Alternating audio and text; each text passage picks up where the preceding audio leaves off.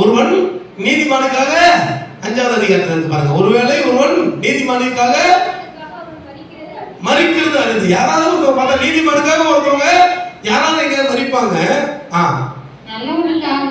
நல்லவனுக்காக ஒருவன், யாராவது ஒரு ஆள் பாத்தீங்கன்னா நல்லவனுக்காக ஒருவேளை ஒருவன் மரிக்க துணிவான். சொல்லுங்க, நாம் பாவிகளா இருக்கையில் கிறிஸ்து நமக்காக மரித்ததினாலே தேவன் நம்மீது வைத்த அன்பு விளங்க பண்ணினார். ஏங்க, நல்லவங்களுக்காக யாராவது ஒரு ஆள் சாவாங்க, எங்கேயாவது சாவாங்க, அதுதான் ரொம்ப ரேரு.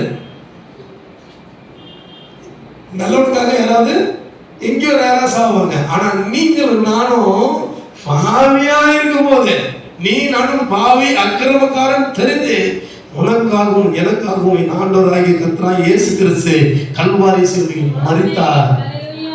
அதிலிருந்து தேவனுடைய அன்பை விளங்க பண்ணினார். கைதட்டுங்க ஒரு ஆண்டவருக்கு. இந்த தியாகத்தை கொண்டு போய் நம்ம தியாகத்தோடு சேர்க்க முடியுமா? கர்த்தர் உனக்காக செய்தார், நீ என்ன செய்தாய்? நம்மளால பாவியே மன்னிக்க முடியல. ஏன் அவனுக்கு குடும்பத்தில் இருக்கிற ஒரு உறவுகள்லையும் நம்மளால மன்னிக்க முடியல, சொந்த சகோதரனை மன்னிக்க முடியல, சபையில இருக்கிற ஜனங்களை ஒருவருக்கு ஒருவர் மன்னிக்க முடியல.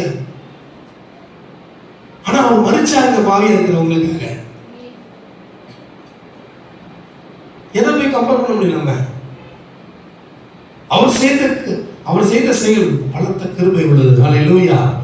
அவர் ஒருவரே சகல ஞானம் உள்ளவர். அவர் ஒருத்தர் தான் ஞானம் உள்ளவர். அவர் கிருபை அவ்வளவு பெரியது.